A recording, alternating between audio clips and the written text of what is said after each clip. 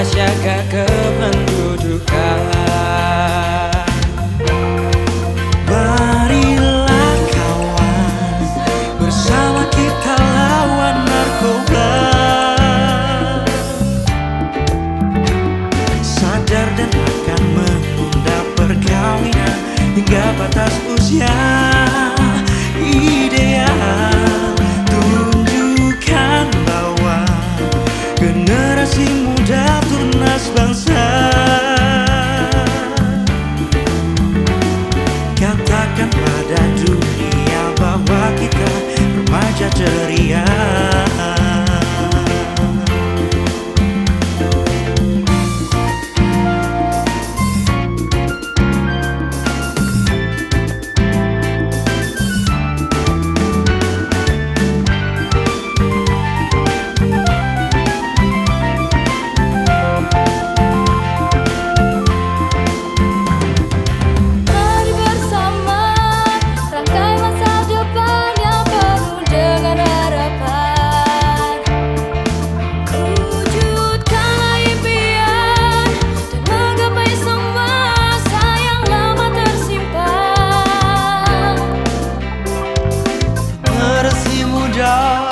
Sebagai ujung tombak di pembangunan bangsa.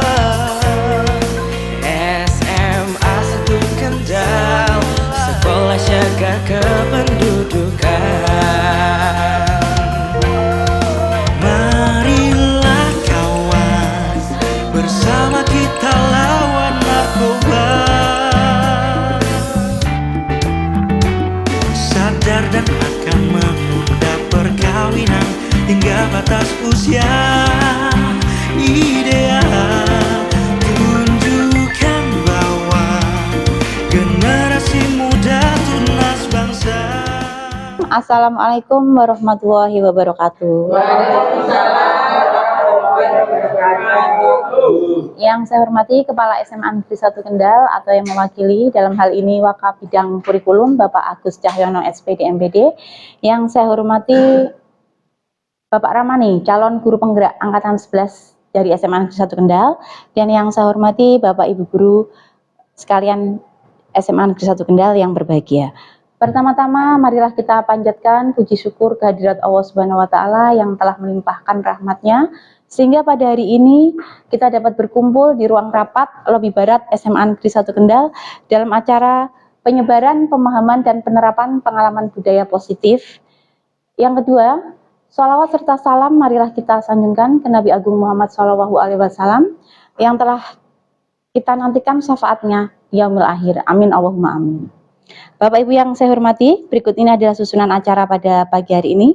Acara yang pertama adalah pembukaan, acara yang kedua sambutan kepala sekolah atau yang mewakili, acara ketiga pemaparan materi. Marilah kita buka acara pada pagi hari ini dengan bacaan basmalah bersama. Bismillahirrahmanirrahim. Acara yang kedua adalah sambutan kepala sekolah yang dalam hal ini akan diwakili Wakil Kepala Sekolah Bidang Kurikulum kepada Bapak Agus Cahyono SPD MPD. Disilahkan. Assalamualaikum warahmatullahi wabarakatuh.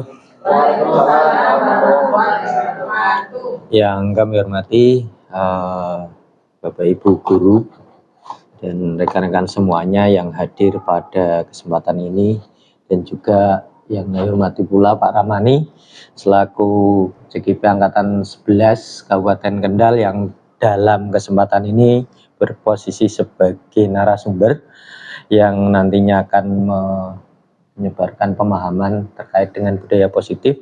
Alhamdulillahirrahmanirrahim, puji syukur kehadirat Allah Subhanahu wa taala yang selalu melimpahkan rahmat, hidayah, inayahnya sehingga kita bisa diberikan kesempatan untuk menjalankan aktivitas kita dengan sehat dan lancar. Salawat serta salam kita aturkan pada Nabi besar Muhammad SAW yang kita tunggu syafaatnya di yaumil akhir. Amin amin ya rabbal alamin. Bapak Ibu yang kami hormati, bahwa paradigma tentang pendidikan itu terus bergerak, terus berkembang gitu ya. Yang dulunya mungkin hanya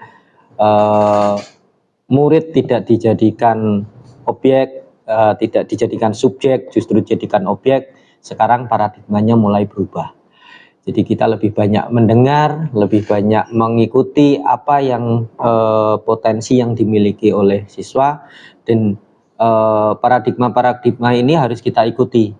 Dulu mungkin lebih ke guru sentris, guru harus diikuti oleh murid, tetapi yang sekarang mungkin kita yang lebih mengikuti apa sih potensi yang dimiliki murid, apa sih ya kelebihan yang dimiliki murid, apa sih yang bisa dikembangkan dari murid. Itu yang paradigma yang ada sekarang.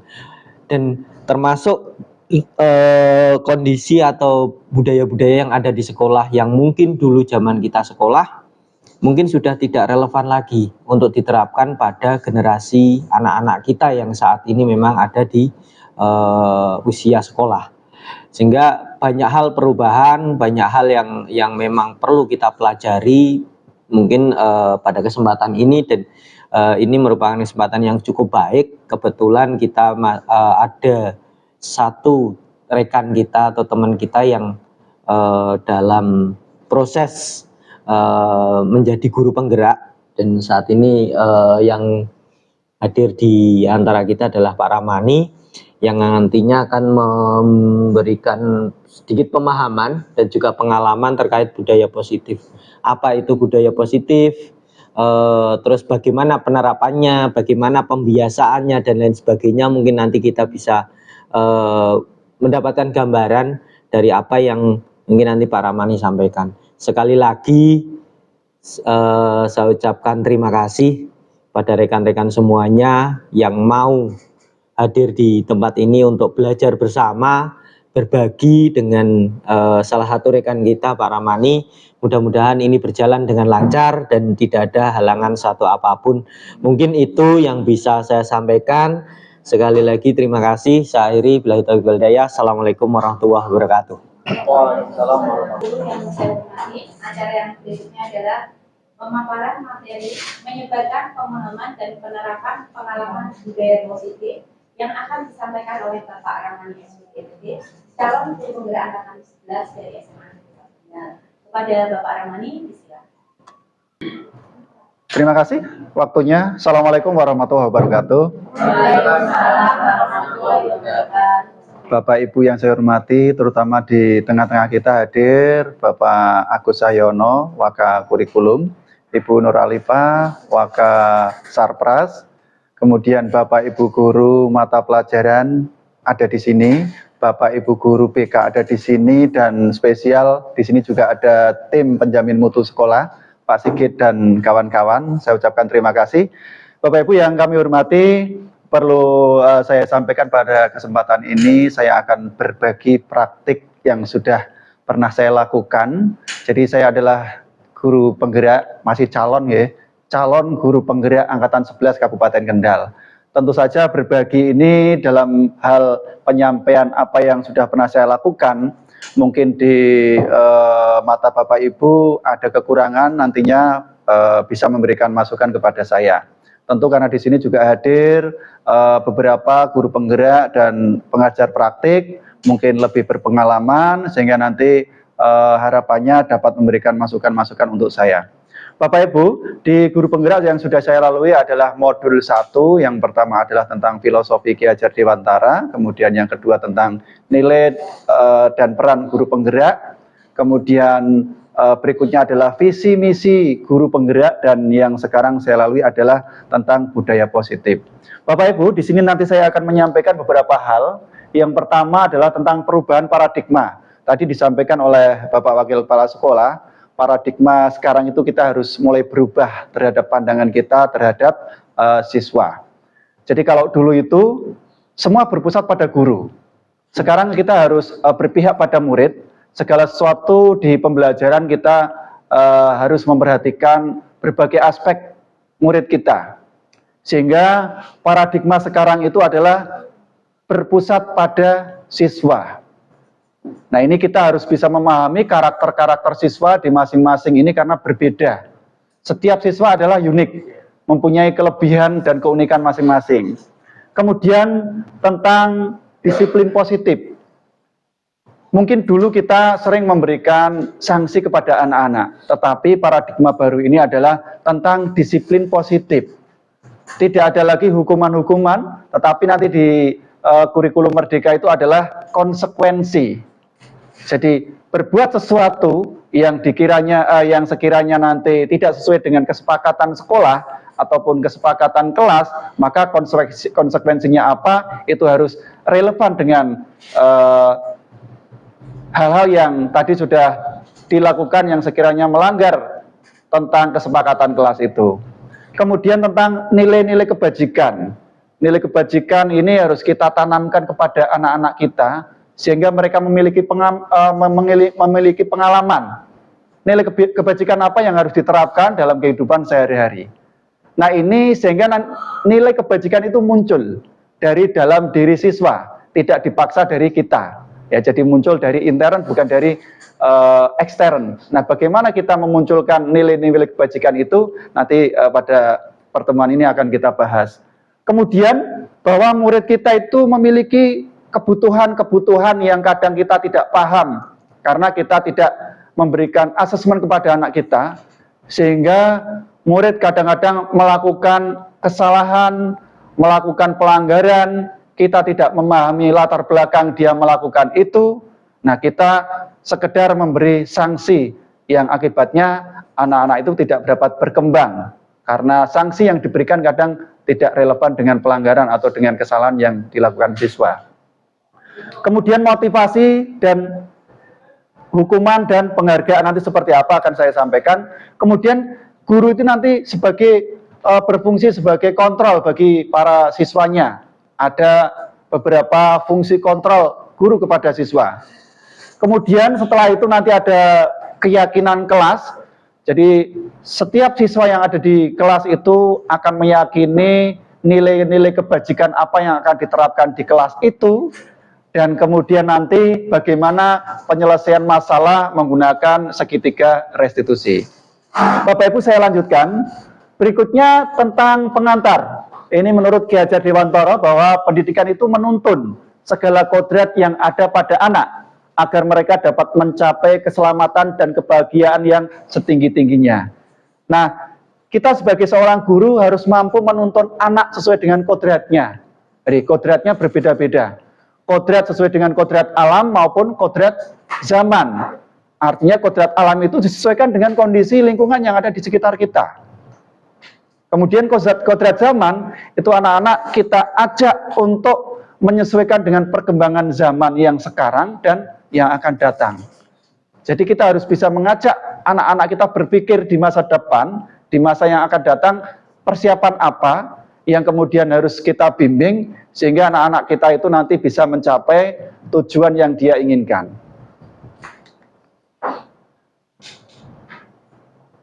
Pembelajaran paradigma baru, bahwa pembelajaran dengan paradigma baru ini merupakan pembelajaran yang dirancang, yang berdiferensiasi. Okay. Jadi berpusat pada siswa sesuai dengan kebutuhannya masing-masing. Ini tentu saja untuk menuju pada profil pelajar Pancasila. Nah, kita tahu bahwa masing-masing dimensi ini harus kita kembangkan kepada anak-anak kita. Sehingga harapannya nanti anak-anak menjadi profil pelajar Pancasila. Di antaranya adalah berkebinekaan global, bergotong royong, kreatif, bernalar kritis, mandiri, dan yang utama adalah beriman dan bertakwa kepada Tuhan Yang Maha Esa. Bapak Ibu, ada pertanyaan pemantik. Apakah Bapak Ibu setuju dengan pernyataan ini? Yang pertama, hukuman dapat mendisiplinkan anak. Kira-kira bagaimana Bapak Ibu? Menurut panjenengan?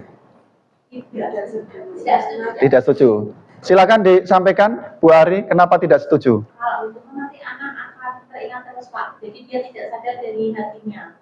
Kan padahal disiplin itu kalau dihayati kan harus dari dalam hati. Yeah. Ikhlas melakukan sesuatu sampai tepat waktu. Kalau dia dihukuman anak tambah teringat terus ini hukumannya. Artinya dia kayak gak bisa berubah, maksudnya kan dihukum berarti dia salah. Ya. Itu Pak. Terima kasih Bu Ari. Ada lagi yang lain? Bapak Ibu silakan. Silakan Pak Sigit. Kalau hukuman itu untuk tujuan arah tujuannya disiplin bisa didapatkan Pak, arah tujuannya. Tetapi kalau dengan hukuman itu memungkinkan peserta didik itu tidak hadir sepenuhnya hatinya untuk melakukan kegiatan yang baik. Jadi hanya mencapai tujuan, terlihat disiplin saja sebenarnya Pak. Yeah. Terima kasih Pak Sigit. Jadi kalau hukuman itu biasanya searah munculnya dari orang yang menghukum, atau bisa dikatakan motivasinya itu ekstrinsik ya, tidak dari dalam diri siswa itu sendiri. Nah, sehingga ketika siswa diberi hukuman memang benar, kadang-kadang tidak melihat alasan, latar belakang kenapa dia salah, kenapa dia tidak disiplin, kemudian diberi hukuman, akibatnya tadi ya. Akibatnya dia bisa saja teringat sesuatu yang tidak dia kehendaki, dan bahkan sampai seumur hidup teringat akan hukuman yang diberikan oleh gurunya. Jadi kita harus berhati-hati ketika memberikan hukuman kepada anak-anak kita. Mungkin Bapak Ibu juga pernah teringat ya, hukuman apa meskipun itu kecil yang sudah pernah diberikan oleh Bapak Ibu guru, Bapak Ibu semua ya, ketika sekolah dulu ya. Pernah dihukum Bapak Ibu? Sering. Pernah. Bu Maria masih ingat Bu? Saya itu dihukum bukan karena kesalahan saya Pak, tapi karena teman satu bangku itu ngajak ngobrol, jadi saya kena dampaknya. Yeah. Jadi disuruh di pojok kelas. Di pojok kelas ya. Padahal tapi nggak tahu, saya nggak merasa apa ya, sakit hati juga dengan guru saya. Itu mungkin caranya mendisiplinkan pada waktu itu ya. Iya. Jadi masih modelnya masih hukuman fisik. Iya. Tapi masih teringat ya Bu ya? Masih teringat. Iya, karena setiap orang berbeda-beda. Ada yang mungkin dianggap ini sebuah proses untuk pendisiplinan. Ada yang menganggap mungkin wah ini saya dihukum sehingga dia teringat yang negatifnya, dendam mungkin perasaan sama gurunya dan lain sebagainya. Itu bermacam-macam penerimaan murid ketika diberi hukuman oleh para gurunya. Oke. Yang kedua, pemberian hukuman dengan hal positif seperti membaca atau membersihkan halaman sekolah dapat meningkatkan disiplin anak. Monggo, pendapat panjenengan pripun? Pak Batiar sepertinya mau bicara ini, atau Bu Nur? Iya, dari tadi sudah kan bingung Pak, apa sih Pak? Apakah setuju atau enggak? Bingung yang pertama aku enggak setuju, tapi kedua kok positif, bingung Pak. Yeah.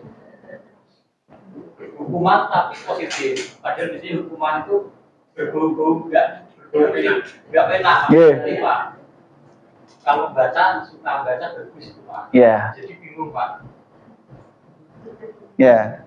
Setuju atau enggak? Tengah-tengah ada Pak. Tengah-tengah. Berarti separuh ini ya, yang sampai membaca atau membersihkan halaman sekolah dapat meningkatkan disiplin anak. Kalau baca setuju, kalau bersihkan enggak setuju Pak. Oh gitu. Berarti tidak setuju. tidak setuju. Ya, karena apapun yang namanya hukuman itu kan sanksi yang negatif. Ya. Meskipun sanksinya itu diberikan dengan hal positif, tapi tetap namanya hukuman itu sesuatu hal yang negatif. Akan lebih baik misalkan rasa keinginan membaca atau membersihkan halaman sekolah itu menjadi sebuah konsekuensi atau sebuah jawaban dari atas kesalahan yang dilakukan anak itu sendiri. Jadi bukan menjadi sebuah hukuman. Jadi kalau anak itu mengetahui bahwa oh iya saya salah, dan dia sadar bahwa oh kalau saya salah saya harus begini. Yeah. Nah itu biasanya akan jauh lebih baik daripada itu menjadi sebuah hukuman. Yeah. Kalau saya pikir sih membaca dan membersihkan halaman sekolah itu baik. Tapi kalau itu dijadikan hukuman, ya itu jadi masalah baru dari. Yeah. Jadi saya tidak setuju kalau saya. Yeah.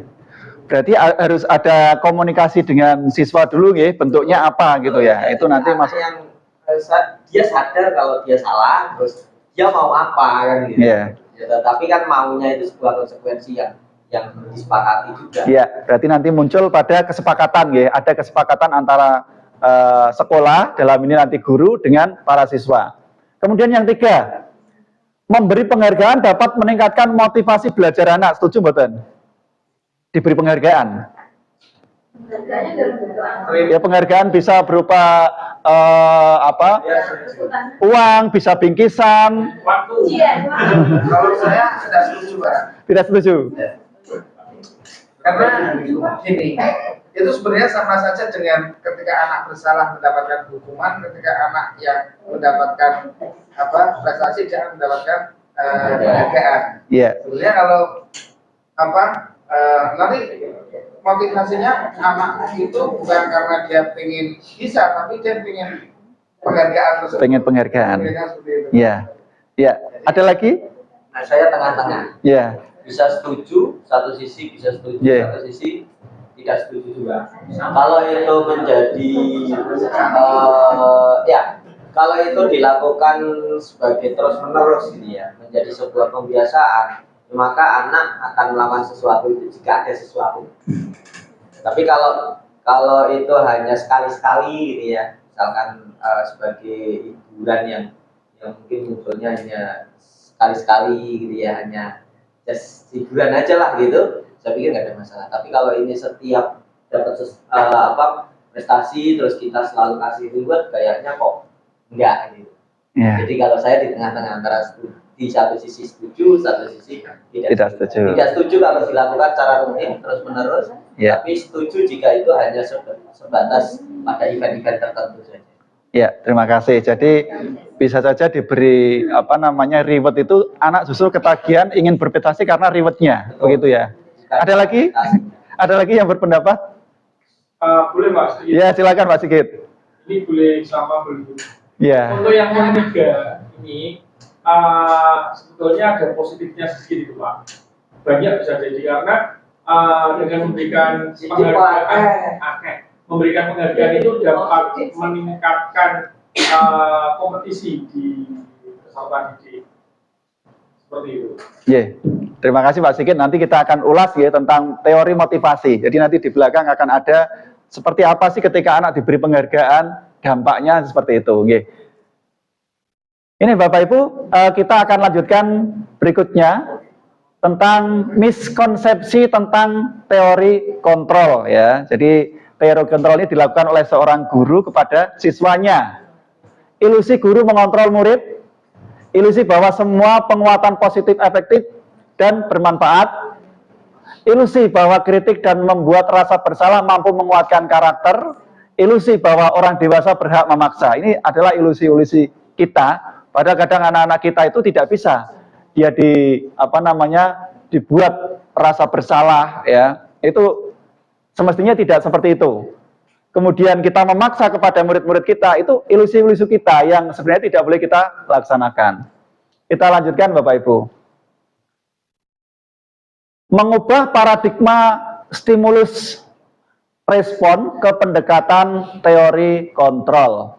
Ini stimulus respon, realitas kebutuhan kita sama. Realitas bahwa kebutuhan kita itu berbeda. Ini teori kontrol. Kalau ini stimulus respon, semua orang melihat hal yang sama. Tetapi pada teori kontrol, setiap orang memiliki gambaran yang berbeda. Kita mencoba mengubah orang agar berpandangan sama seperti kita. Kadang seperti itu, kita menjalankan sesuatu, kita memberikan kepada anak-anak kita, berharap mengubah agar berpandangan sama seperti kita. Padahal belum tentu. Anak-anak kadang punya pandangan yang berbeda dengan kita. Maka seringlah kita berikan waktu kepada anak-anak kita itu untuk berpendapat. Kemudian perilaku buruk dilihat sebagai suatu kesalahan. Ini ya, kita sampai saat ini masih seperti itu. Begitu anak ada bersalah, langsung beramai-ramai kita menjustifikasi. Ya tidak Bapak Ibu? Ini, nah ternyata semua perilaku itu kadang-kadang memiliki tujuan. Tujuan yang tahu adalah anak-anak. Ketika kita tidak ada pendekatan, ketika kita tidak pernah ada perasaan untuk menggali apa penyebab masalah itu, apa yang melatar belakangi masalah itu, kita tidak pernah tahu. Ketika anak bermasalah, kita langsung ngecap anak nakal gitu ya, kadang-kadang ya. Lah ini, orang lain bisa mengontrol saya, hanya Anda yang bisa mengontrol diri Anda ya. Jadi kadang kita pengen mengontrol anak kita itu ya sesuai dengan apa yang kita inginkan. Padahal belum tentu. Hanya anak-anak sendiri itu yang bisa mengontrol dirinya. Harapnya seperti itu. Kemudian pemaksaan ada pada saat bujukan gagal ya, ada pemaksaan kalau kita membujuk sesuatu. Anda tidak bisa mengontrol orang lain ini tadi ya. Kemudian kolaborasi dan konsensus menciptakan pilihan-pilihan baru. Jadi harapannya ada konsensus, ada kesepakatan untuk menciptakan opsi-opsi baru. Kemudian model berpikir menang kalah. Ya, kadang kan gitu. Ada anak bermasalah, ada anak punya masalah, ada anak tidak tertib saat pembelajaran kita. Itu anak dianggap langsung bersalah, kemudian kita pengennya menang kadang-kadang. Tetapi nanti di sini kita harus ambil win-win solution ya, semuanya menang. Jadi anak juga tidak merasa direndahkan, tidak merasa dipaksa, tidak merasa disuruh nurut semuanya ke kita, tetapi semuanya punya solusi yang terbaik.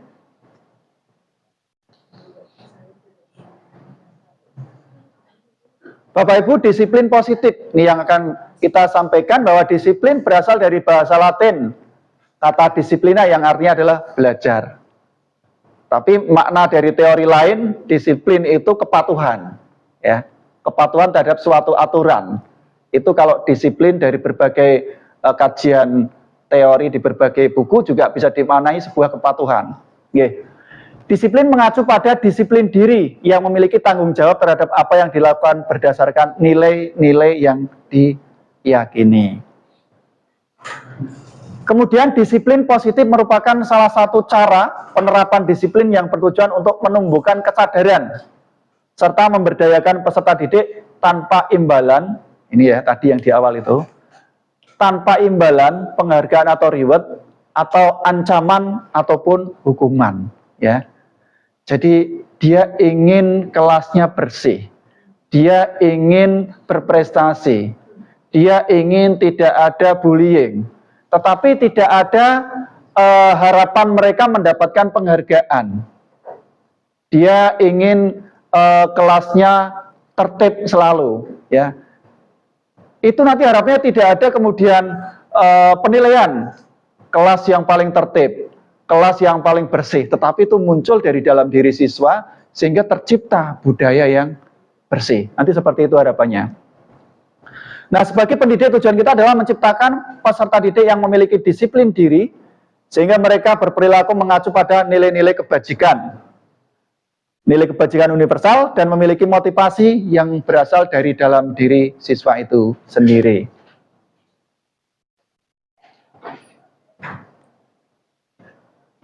Nah, ini Bapak Ibu, apa itu nilai-nilai kebajikan? Contoh nilai kebajikan pada profil pelajar Pancasila. Ini kita sudah biasa kita hafalkan, ya. Sudah pernah kita sampaikan ke anak-anak, hafal betul gitu ya.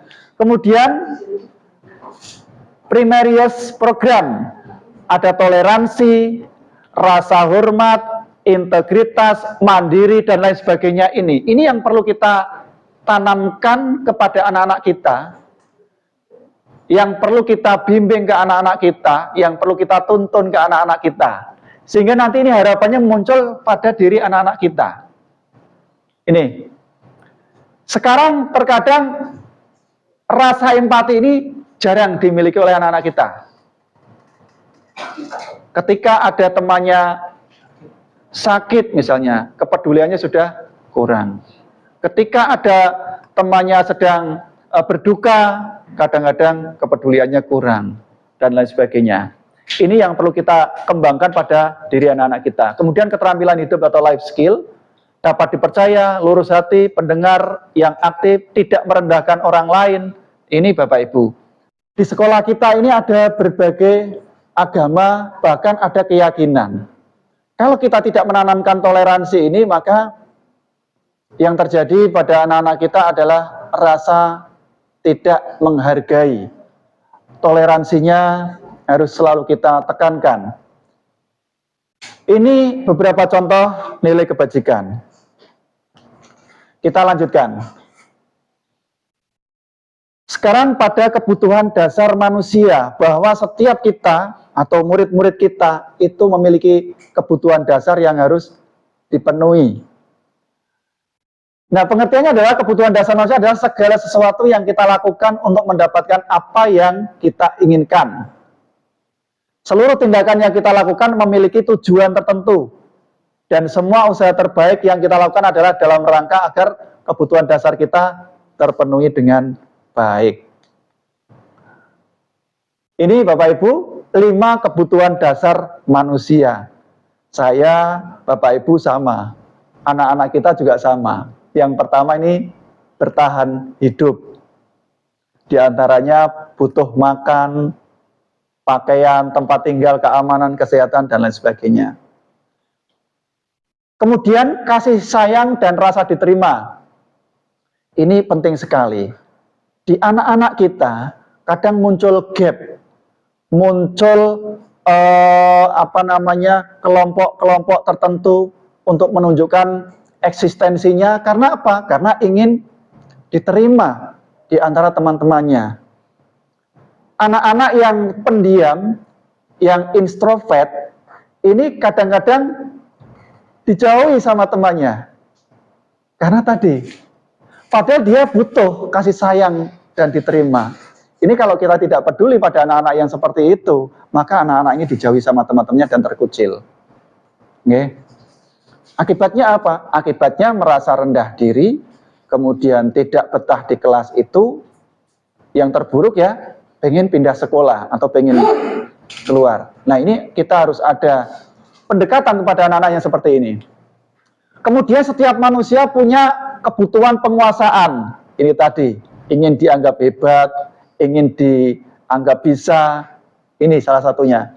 Harga diri kaitannya. Dapat memimpin, berprestasi, diakui, didengar, dan lain sebagainya. Kemudian kebutuhan kebebasan. Ini memiliki pilihan, mencoba yang baru dan mampu mengendalikan arah dirinya. Dan kebutuhan kesenangan, bermain, humor, antusiasme, tertawa, lah ini. Pernah Bapak Ibu melihat muridnya di kelas yang tidak pernah tertawa? Ada ya?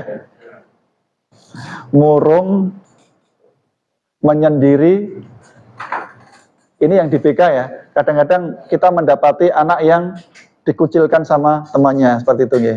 Nah, ini kebutuhan dasar kesenangan mereka juga terhambat, tidak terpenuhi. Ya, sudah menemukan belum Bu Aldila? Sudah ya? Seperti apa Bu? Itu bagi kita sama fisik kalau Iya. Iya.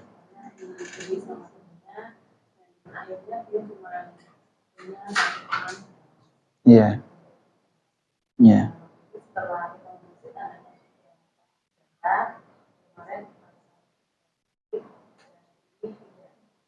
Tidak berangkat. Nah, itu Bapak Ibu. Ya, nah itu Bapak Ibu, karena kebutuhan dasarnya tidak terpenuhi. Kita mungkin membimbing banyak anak. Nah, orang tua yang di rumah yang punya anak, mungkin 2 atau 3 atau hanya 1, tetapi anaknya mengalami masalah dikucilkan. Ini kita punya kewajiban untuk membantu itu. Oke? Kita punya kewajiban bagaimana mengentaskan persoalan dia, karena kebutuhan dasarnya kesenangan, kebebasan, kasih sayang, itu juga dia butuh akan itu. Ya Bapak Ibu, ini kadang yang kita temui pada anak-anak kita. Ya, kita lanjutkan. Motivasi perilaku manusia. Ini Bapak Ibu, ada motivasi ekstrinsik yang berasal dari luar. Kemudian ini motivasi intrinsik. Jadi kalau ada motivasi yang berasal dari luar, bisa saja untuk menghindari ketidaknyamanan atau hukuman. Ini untuk mendapatkan imbalan atau penghargaan. Ini motivasinya bukan dari diri siswa, tetapi dari luar diri siswa. Bisa itu dari orang tuanya atau dari gurunya. Ya. Nanti kalau mendapatkan nilai 100, akan saya beri reward berupa bingkisan. Nah, ini juga kadang itu motivasinya muncul dari luar. Ya. Nah, bagaimana kita memunculkan nanti dari dalam diri anak itu? Itu yang terpenting. Nah ini, untuk menjadi orang yang mereka inginkan dan menghargai diri sendiri dengan nilai yang mereka percayai. Inilah yang kita harapkan muncul dari dalam diri siswa itu sendiri. Yeah. Bapak Ibu, saya mengajak Bapak Ibu untuk membedakan mana yang hukuman, mana yang konsekuensi. Ya, jadi ada hukuman, ada konsekuensi. Misalnya yang pertama, mencatat 100 kali di dalam buku kalimat, saya tidak akan terlambat lagi karena terlambat ke sekolah. Ya, hukuman atau konsekuensi? Hukuman. Yang kedua, lari mengelilingi lapangan basket 2 kali karena terlambat hadir di sekolah. Hukuman ya. Pernah memberikan hukuman seperti ini Bapak Ibu? Sering. Ya, karena kalau di kesiswaan itu ya berkaitan dengan hal-hal seperti ini, dengan keterlambatan, dengan pelanggaran gitu ya. Murid diminta untuk push up 15 kali karena tidak memakai kaos kaki warna putih. Hukuman. Menggantikan kertas tugas teman, ya dia nyoret-nyoret kertas itu punya teman, terus dia menggantikan kertas yang sudah dicoret-coret itu, konsekuensi. Terus membersihkan tumpahan air di meja tulis karena tersenggol pada saat belajar, konsekuensi. Murid disuruh untuk tidak mengenakan sepatu seharian, ya, karena tidak mengenakan sepatu hitam, sepatunya putih misalnya, konsekuensi. Oke. Hukuman atau konsekuensi? Konsekuensi. Ada 2 pendapat ya. Oke. Ini nggak kelihatan ini. Lari mengelilingi lapangan basket 2 kali karena terlambat 10 menit untuk pelajaran PJOK. Konsekuensi. Konsekuensi atau hukuman, Pak? Lari 10 kali karena lari 2 kali ya. Karena tidak ikut karena terlambat pelajaran olahraga. Konsekuensi. Ya, ini jawabannya ada di sini ya. Jadi ini hukuman. Ya, mencatat 100 kali dalam buku kalimat, saya tidak akan terlambat lagi. Itu hukuman. 100 masih ringan, dulu sak buku zaman kita kecil ya. 1 buku tulis penuh cap banteng gitu ya, warnanya biru atau apa-apa itu. Tulis sampai penuh gitu ya. Lari mengelilingi lapangan basket 2 kali itu juga hukuman. Diminta push up, hukuman. Menggantikan kertas ya, ini konsekuensi. Karena dia telah mungkin merusak, mencoret-coret gitu ya, konsekuensi. Dia nggak sengaja nyenggol tumpahan punyanya temannya. Kalau dia tidak peduli, dia pergi tidak membersihkan. Ini anak yang tidak punya ini kepedulian ya. Maka konsekuensinya dia harus membersihkan tumpahan air itu. Murid disuruh tidak mengenakan sepatu seharian. Ini yang sering ya. Itu adalah hukuman. Dan anak akan teringat itu selamanya. Itu. Lari mengelilingi lapangan adalah konsekuensi karena pelajaran olahraga ya, olahraga sudah ada kesepakatan dengan siswanya dan itu juga kaitannya dengan olahraga, gitu ya. Konsekuensi. Perbedaan hukuman dan konsekuensi ini Bapak Ibu. Sesuatu yang menyakitkan yang harus terjadi ini hukuman. Sesuatu yang harus terjadi. Membuat anak sakit fisik maupun hati. Ya tadi. Kadang dibentak-bentak saja itu anak sakit hati sekali. Trauma. Gerbang ditutup ya. Di luar misalkan apalagi itu dia malu ya, itu akan teringat ya. Sakit hati dia. Di luar dibereskan terus suruh apa ya. Di luar gerbang itu juga akan teringat terus dia. Ini konsekuensi membuat anak merasa tidak nyaman dalam jangka waktu pendek misalnya ya. Anak membenci kedisiplinan ya. Kemudian ada paksaan, mendorong anak menyakiti diri sendiri, konsep diri yang buruk. Anak belajar untuk menyembunyikan kesalahan ini Bapak Ibu. Jadi karena sekarang itu mindset anak-anak itu kadang-kadang kalau dia melanggar, kalau dia tidak tertib, hukuman, maka dia sebisa mungkin untuk ngarang cerita, untuk berbohong, karena supaya tidak dihukum. Tapi kalau anak itu sudah punya keyakinan, punya nilai-nilai kebajikan, dia itu akan melaksanakan dengan, ya akan menyampaikan dengan sesungguhnya, dengan sejujur-jujurnya gitu ya. misalkan terlambat, ditanya kenapa terlambat, maka dia akan menceritakan gitu ya. Ya. Tetapi kalau konsepnya itu hukuman, terlambat, misalkan anak terlambat, ya maka dia akan berpikir mencari kebohongan, mencari alasan yang bohong supaya alasan itu yang paling masuk akal apa? Seperti itu. Nah, kalau konsekuensi ini anak belajar untuk mematuhi peraturan, ya. Kemudian kalau hukuman itu perasaan anak bisa saja marah, merasa bersalah, dipermalukan seperti tadi yang saya ceritakan, merasa tak dihargai. Tapi kalau dengan konsekuensi anak itu kehilangan hak, dibuat tidak nyaman, diasingkan. Kita lanjutkan. Ini hukuman. Hukuman itu tidak terencana, datang tiba-tiba, gitu ya. Jadi inisiatifnya ada pada guru. Anak terlambat, ya udah mau diapakan sekarang ini? Itu muncul tiba-tiba ya, bukan hasil kesepakatan antara guru dengan siswa. Murid tidak tahu apa yang akan terjadi, karena dia tidak dilibatkan dalam proses rembukan, proses diskusi, itu ya. Bersifat satu arah dari guru saja kepada murid, berupa hukuman fisik atau psikis. Ya, psikis itu sebenarnya kalau kita ada upacara, kemudian anak melanggar, kemudian dia disuruh maju, itu psikisnya ya yang kena, gitu ya, mental yang kena. Ya, jadi tidak tertib dia upacaranya, suruh maju ke depan. Di sampingnya pembina upacara misalnya, itu psikisnya ya. Dan dia akan teringat selamanya itu. Kalau fisik berarti suruh lari-lari, mutari lapangan misalnya seperti itu. Kalau konsekuensi itu jadi terencana, disepakati sesuai aturan, murid tetap dibuat tidak nyaman tetap ya, karena konsekuensi ini. Kemudian sikap guru memonitor murid, itu konsekuensi. Nah, yang dikembangkan saat ini adalah restitusi. Restitusi. Ya. Yaitu sebuah proses menciptakan kondisi bagi murid untuk memperbaiki kesalahan. Ada proses kolaboratif yang mengajarkan murid untuk mencari solusi sendiri.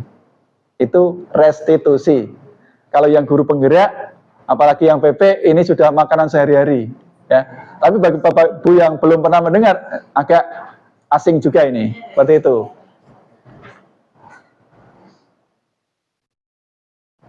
Bapak Ibu kita sebagai guru ini bisa menjadi posisi kontrol. Ada 5 posisi kontrol guru itu.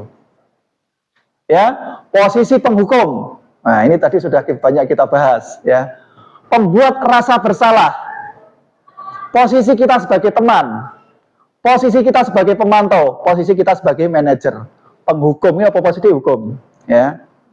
Nah, maju ke depan, kamu guyonan dia tadi di belakang, silakan, kakinya angkat 1, telinga dipegang, sampai jam pelajaran Bapak selesai, menghukum, ya. Jengkel itu anak, ya, perasaannya. Pembuat rasa bersalah, kamu itu, ya Allah, membuat Bapak sedih, ya, yang ibu-ibu biasanya. Jadi anak itu merasa bersalah, gitu ya. Itu posisi kontrol kita. Jadi ngontrol anak tapi membuat mereka itu merasa bersalah, teman ya, dan sambil tertawa-tawa. Ya. Gimana sih kamu itu? Kok terlambat lagi? Ayo sini sama Bapak. Tapi sambil senyum-senyum, itu posisi teman ya, kontrol kita sebagai teman. Pemantau ini lebih pada aturan-aturan. Sini kamu. Sekarang udah jam berapa ini? Kamu terlambat atau tidak? Pemantau seperti itu. Semua dilakukan berdasarkan waktu, keterangan waktu, peraturan seperti itu. Peraturan sekolah bagaimana? Kamu kan sudah tahu. Sekarang itu sudah jam 7.15. Ya. Nah, ini pemantau. Lah manajer, kalau manajer ini nanti prosesnya dengan segitiga restitusi. Seperti itu.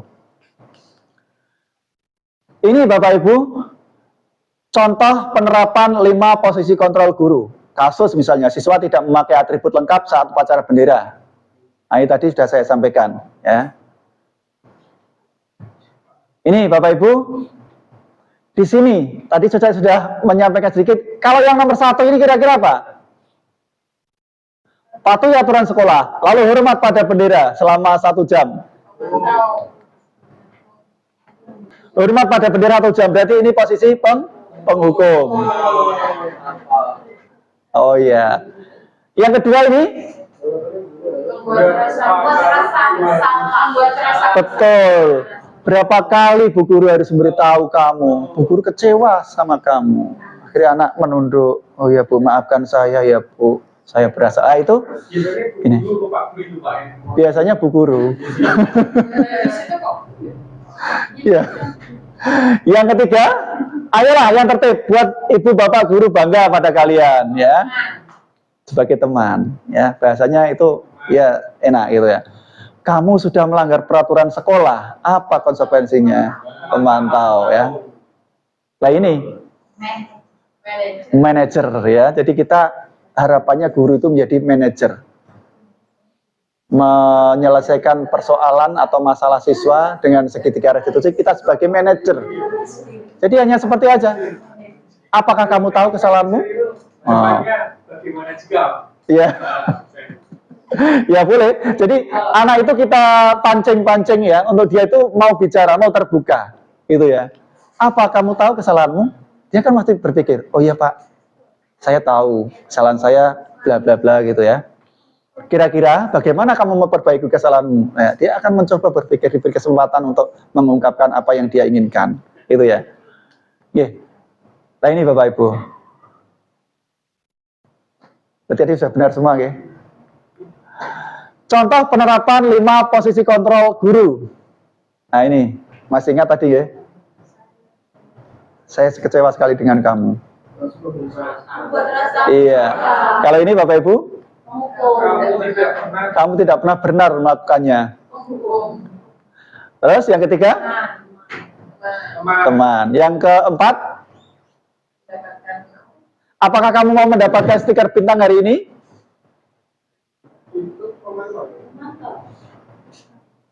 Bagaimana kamu bisa menyelesaikan masalah ini? Manajer. Kalau yang ini kamu tidak pernah mendapat nilai jika tidak mengerjakan tugas? Penghukum. Ya, mari kita lihat. Pembuat orang merasa bersalah, penghukum. Teman, pemantau, manajer, penghukum. Ya, Bapak Ibu sudah mulai memahami ya, berarti ya.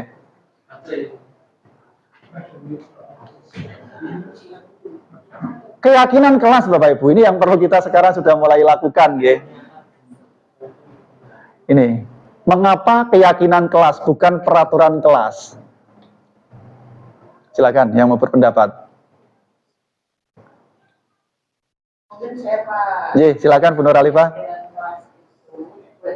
Sama antara murid dari situ semuanya memberikan masukan sehingga murid itu ada tanggung jawab untuk terhadap keyakinan tertentu itu. Sedangkan kalau peraturan itu biasanya hanya dari satu arah, dari gurunya. Ye, terima kasih Bu Nur Alifah. Betul ya. Jadi ini nanti ada proses ya.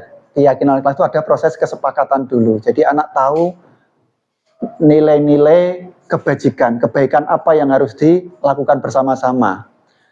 Nah, itu nanti muncul kesadaran dari anak-anak sendiri tuh, supaya bagaimana membuat kelas itu bersih, keyakinan apa, dan seperti itu. Ya. Nah, kalau peraturan kelas berarti kan itu warisan-warisan yang dulu, peraturannya seperti ini, atau mungkin hanya dari searah dari guru saja seperti itu. Ya.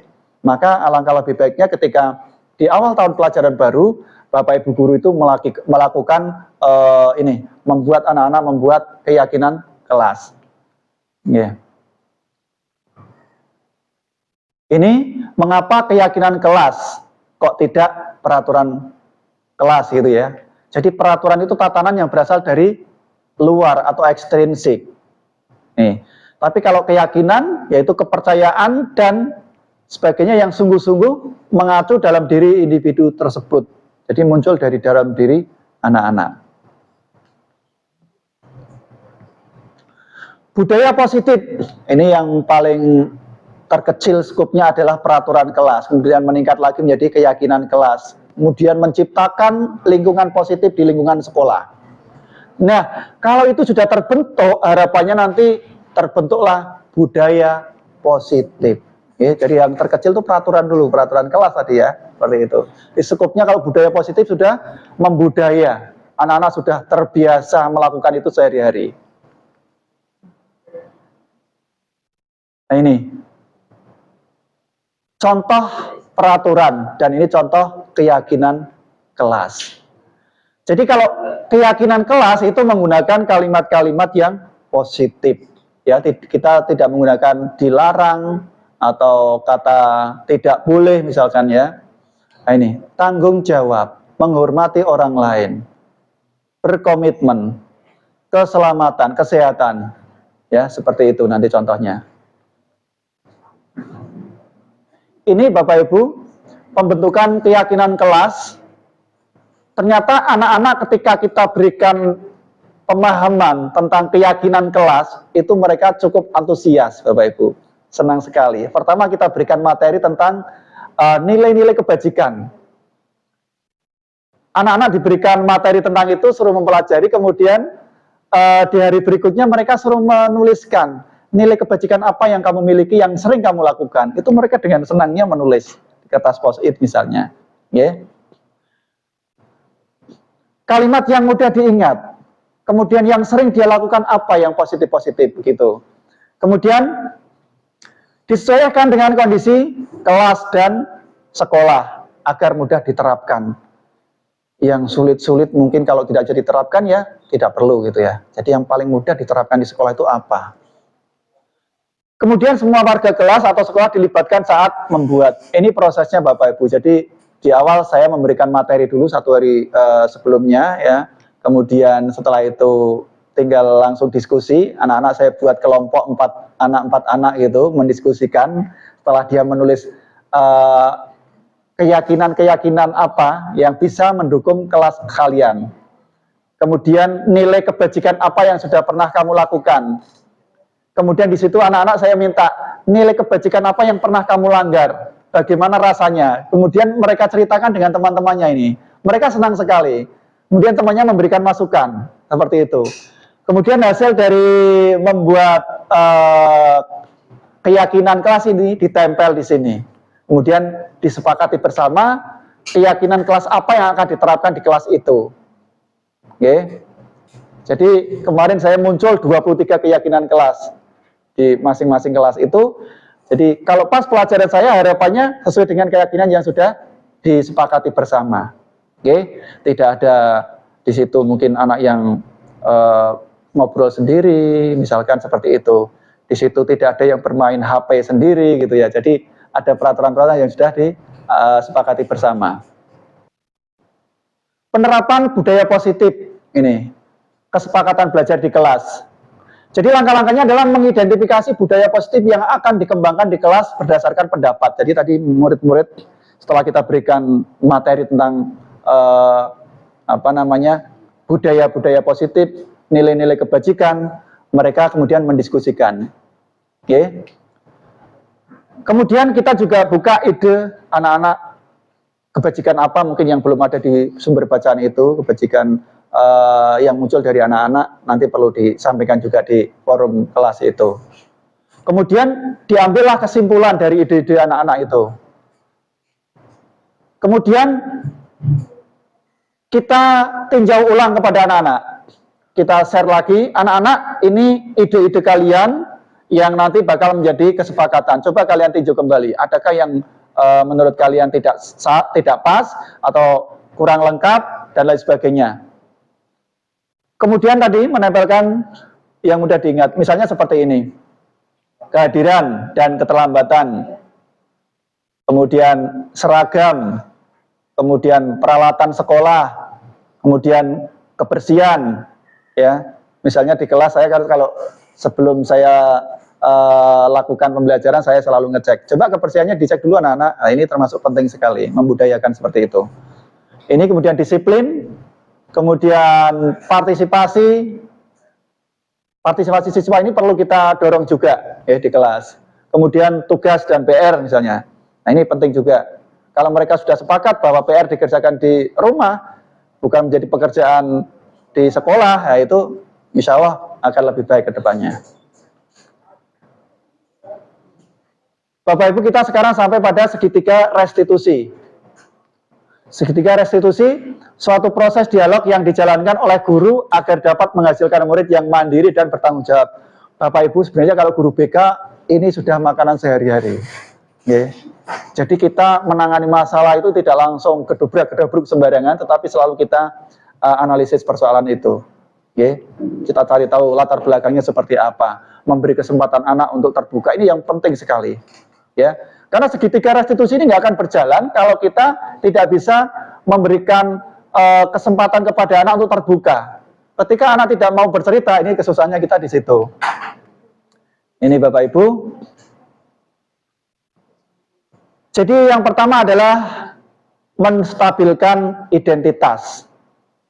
Contoh misalkan dengan kalimat anak-anak bahwa setiap orang pasti pernah bersalah. Bapak pun sama, mungkin pernah seperti itu. Itu anak merasa diorangkan gitu ya. Jadi kita penting sekali memilih diksi, kalimat supaya anak itu merasa diorangkan. Bukan mereka salah terlambat langsung dimarahi gejebret gitu ya. Yang paling diingat itu di pintu gerbang siapa oleh anak-anak itu sampai mereka lulus, yang dicari orang-orang itu. Ya, ya karena mungkin pilihan diksi kita tidak tepat gitu. Kamu bukan satu-satunya yang pernah melakukan ini. Bapak pernah juga dulu waktu sekolah seperti itu. Dia, oh berarti guru saya aja sama ya, itu seperti itu. Jadi dia akan bercerita selanjutnya. Kemudian validasi tindakan yang salah. Kamu tentu punya alasan kenapa kamu terlambat. Nah ini dia akan, oh iya Pak, saya terlambat karena tadi banyak bocor gitu ya. Itu alasan seperti itu. Kemudian yang terakhir adalah menanyakan keyakinan. Karena kita sudah membuat keyakinan kelas tadi dengan anak-anak. Nah keyakinan apa yang sudah kamu langgar? Nah dia akan mengungkapkan itu. 9 ciri restitusi. Bukan untuk menebus kesalahan, namun untuk belajar dari kesalahan, memperbaiki hubungan. Tawaran bukan paksaan. Jadi ada proses negosiasi di situ dengan siswa, ya. Yang terbaik yang seperti apa, sesuai dengan keyakinan kelas tadi atau keyakinan sekolah. Restitusi menuntun untuk melihat ke dalam diri anak, ya, bukan dari gurunya. Kemudian mencari kebutuhan dasar yang mendasari tindakan. Kemudian restitusi diri adalah cara yang paling baik. Fokus pada karakter, bukan tindakannya. Ya, jadi karakternya apa, disiplin, mandiri, dan lain sebagainya itu, bukan pada tindakan yang salah tadi. Kemudian fokus pada pencarian solusi. Kemudian restitusi itu mengembalikan murid yang berbuat salah pada kelompoknya.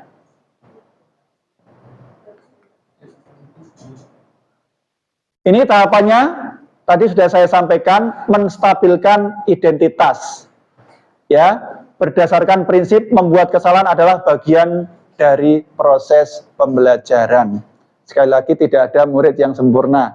Guru aja tidak sempurna apalagi muridnya. Mereka itu tahapannya belajar, maka kesalahan-kesalahan itu adalah hal yang biasa wajar. Jadi menggeser identitas yang gagal menjadi identitas yang sukses.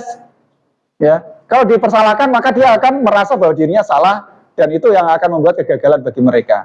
Tapi buatlah itu menjadi sesuatu yang bisa membangkitkan dia, sehingga dia akan bisa menjadi sukses atas kesalahan itu. Validasi tindakan. Berdasarkan prinsip setiap perilaku berupaya memenuhi suatu kebutuhan tertentu. Guru akan bergeser dari pemikiran stimulus respon menjadi proaktif. Dan mengenali dan mengakui kebutuhan murid, memperbaiki hubungan dengan murid. Kadang itu kita terjebak ya. Ada anak yang sering tidak masuk sekolah. Kemudian dimarahi.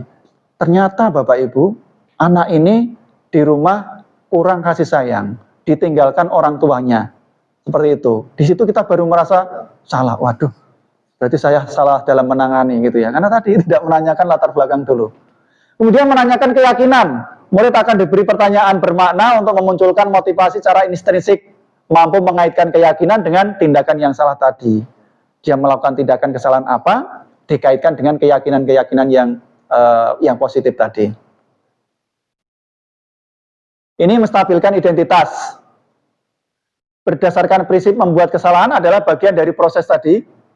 Nah ini kalimat-kalimatnya. Ya, seperti ini. Validasi tindakan. kamu pasti punya alasan mengapa melakukan hal itu ya. Jadi tindakan yang salah tadi coba kita tanyakan kembali ke anak-anak ini. Apa alasannya gitu ya. Kamu melakukannya karena mempertahankan sesuatu yang penting bagimu.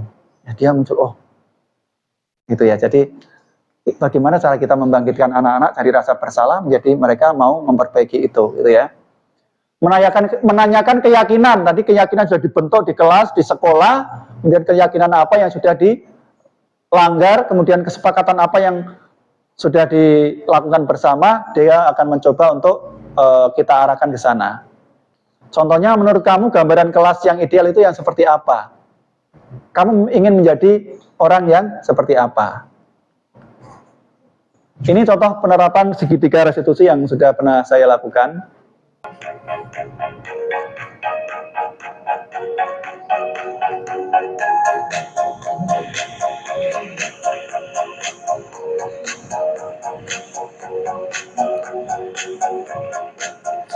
Selamat siang, Abi. Selamat siang, Pak Nabi. Sudah tahu Bapak Nabi di sini? Belum, Pak. Belum tahu. Kira-kira tadi melakukan apa Pak Lema tadi? Oh ya, saya ingat Pak. Tadi pagi itu saya buang air mineral tidak ada kegiatan. Airnya apa botolnya? Yuk, botolnya. Ya. Baik, setiap orang itu pasti pernah punya kesalahan, tapi harus bisa memperbaikinya. Kamu pasti punya alasan kenapa membuat seperti itu. Iya, ada tadi sih. Tapi itu habis minum botol, tidak saja saya. Oh, lalu kamu buang? Ya, kemudian saya buang. Ya. Terus, Bapak pernah menyampaikan tentang keyakinan kelas. Keyakinan apa yang sudah kamu pelajari? Peduli lingkungan, Pak. Pendidikan. Maksudnya bagaimana itu? Terus membuang sampah pada tempatnya ada sesuai dengan pemilahannya. Begitu. Kamu yakin bisa melakukan itu? Salah. Apakah kamu bisa bersedia memperbaikinya? Saya bersedia. Saya akan menjadi lingkungan salah satu dengan membuang sampah pada tempatnya, kemudian membuang sampah sesuai dengan pemilahannya. Itu organik. Terus luar biasa. Bapak Presiden dan kamu yang memiliki keyakinan untuk juga cara yang lebih baik. Ada yang bisa sekali lagi ke Bapak? Tidak ada. Tapi terima kasih kamu sudah memberikan keyakinan untuk ke depan, membuang sampah ke dalam tong sampah, tidak sembarangan. Itu Bapak apresiasi.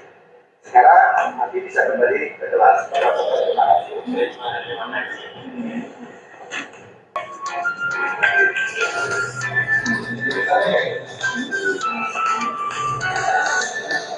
Silakan itu. Ya.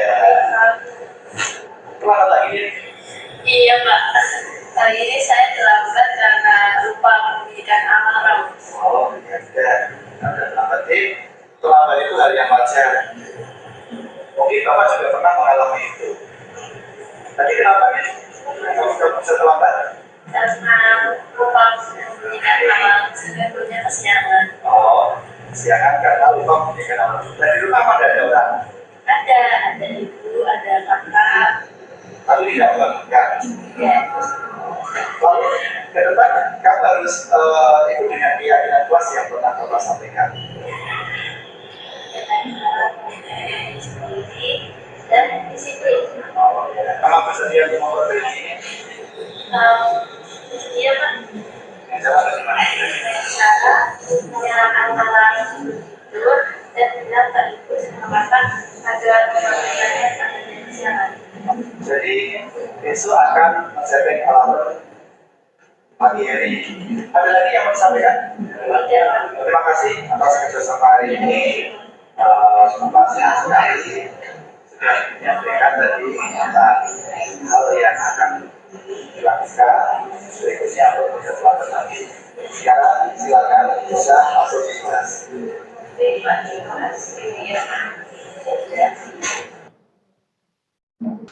Ya, itu Bapak Ibu tadi bagaimana proses restitusi. Jadi yang pertama menstabilkan identitas. Jadi kesalahan apa yang dilakukan oleh anak itu, ya. Lalu di situ kita selanjutnya memvalidasi tindakan yang salah dengan kalimat-kalimat seperti ini tadi. Dan yang terakhir adalah kita mengingatkan kembali keyakinan kelas apa yang sudah dilanggar.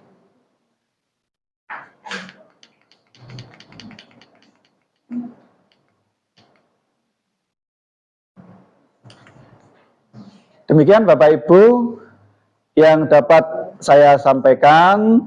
Ini mungkin banyak kekurangan dari awal sampai akhir ini Bapak Ibu. Sekali lagi saya ucapkan terima kasih mau mengikuti kegiatan saya ini.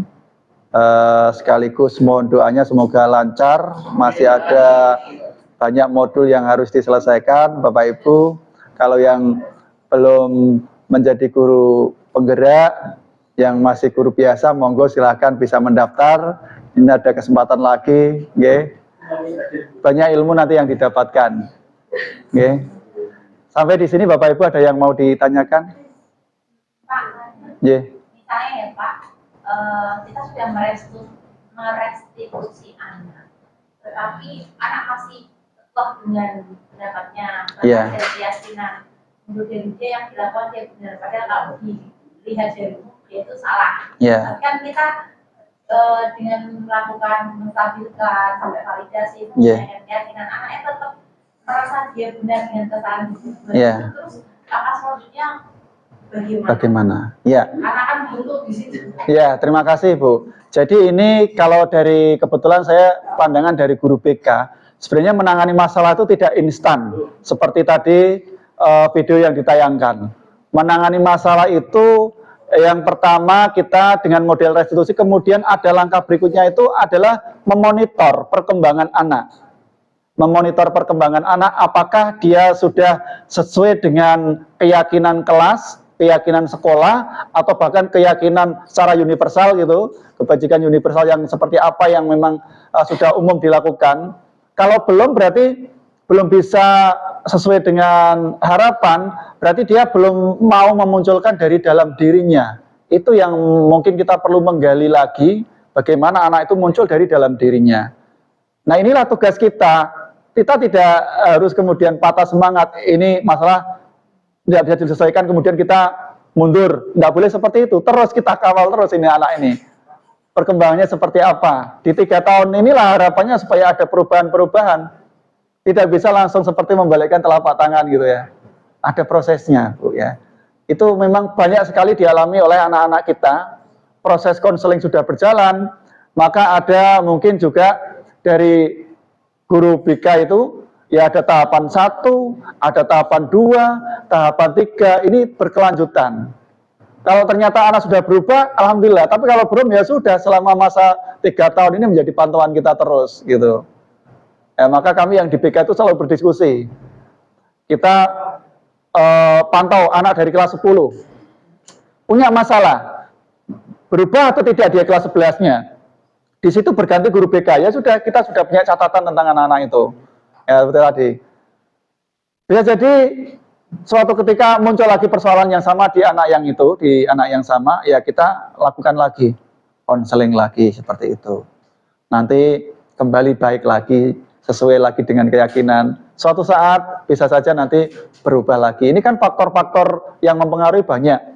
Ada faktor lingkungan, faktor pergaulan, dan lain sebagainya. Ini yang bisa mempengaruhi anak, kadang-kadang berubah sikapnya, berubah nilai-nilai yang dilakukannya. Seperti itu ya Bu Ari. Ye, ada lagi Bapak Ibu? Cukup, kalau cukup, terima kasih Bapak Ibu. Sekali lagi saya mohon maaf sudah menyita waktu Bapak Ibu untuk kegiatan ini. Kurang lebihnya saya mohon maaf. Dan saya akhiri, wassalamualaikum warahmatullahi wabarakatuh. Waalaikumsalam warahmatullahi wabarakatuh.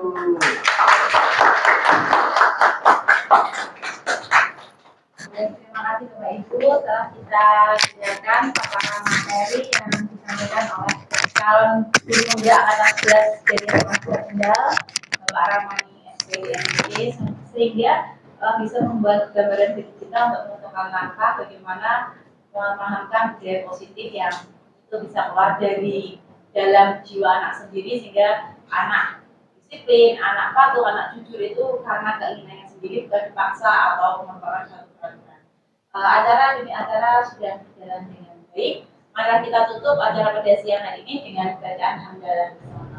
Alhamdulillahirabbil alamin. Kita selamat acara, mohon maaf apabila ada kata. Bila taufiq wal hidayah. Wassalamualaikum warahmatullahi wabarakatuh. Waalaikumsalam warahmatullahi wabarakatuh.